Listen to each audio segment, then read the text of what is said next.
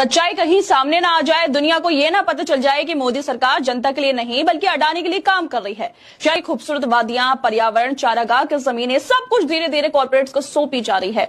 13,000 megawatt का solar project सुनने में जितना बड़ा लगता है, उससे असर भी उतना ही खतरनाक होगा। इस सरकार की आलोचना करना और सच बोलना अपराध हो गया। सोनम वांगचुक ना कोई हिंसा उन्होंने की थी, ना कोई उकसाने वाला भाषण दिया था। वो सिर्फ पर्यावरण, जमीन और लोगों के हक की बात कर रहे थे।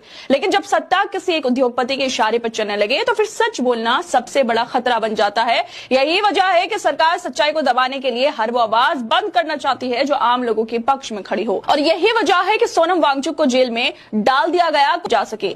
बड़ास फॉर मीडिया और द वायर की एक वीडियो वायरल हो रही है जिसमें वांगचुक बता रहे हैं कि कैसे अडानी को दी जा सोलर प्रोजेक्ट बनने जा रहे हैं। हमें बचपन से सिखाया जाता है कि सवाल किया करो, लेकिन ये नहीं बताया जाता कि सवाल सबसे करो लेकिन सरकार से मत करो। कह रहे हैं कि लद्दाख में बहुत बड़ा सोलर प्रोजेक्ट बनने जा रहा है जो लगभग 13,000 मेगावाट का होगा। ये सोच से भी परे है। लद्दाख जैसे क्षेत्र के लिए जहां 100 मेगावाट भी काफी होता है, वहां 13,000 मेगावाट का प्रोजेक्ट क्यों? लोग कह रहे हैं कि सारा प्रोजेक्ट अडानी समूह को दिया जा रहा है। लेकिन बात सिर्फ लद्दाख की नहीं है। इस तरह के बड़े बड़े सोलर प्रोजेक्ट्स की वजह से चारागाहें भेड़े पालते हैं, उनका जीवन, उनका पेशा, उनकी संस्कृति सब कुछ खतरे में है। उनकी पूरी जीवन शैली इन प्रोजेक्ट्स की वजह से खत्म हो जाएगी। अगर सोनम वांगचुक जैसे सम्मानित लोगों की कोई इज्जत नहीं रही तो फिर बाकी आम लोगों की आवाज का क्या होगा? और ये सब देखकर दुख होता है कि अपनी जमीन पर हक अब धीरे धीरे किसी और का हो रहा है और हमारे हाथ में कुछ रह नहीं गया। हमारा क्या होगा? ये सब क्या खाएंगे? जा रही है सोलर प्लांट के नाम पर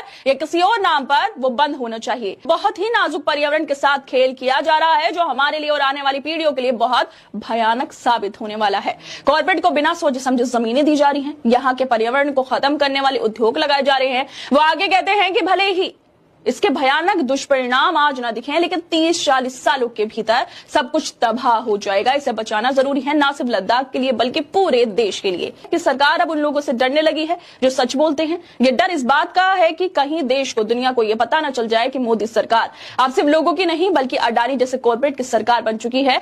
कि अडानी के लिए सोलर पावर प्लांट लगाने के लिए से रिपोर्ट आई है और उसके बाद ये बड़े सवाल खड़े हुए हैं कि क्या मोदी सरकार सिर्फ अडानी के लिए काम कर रही है?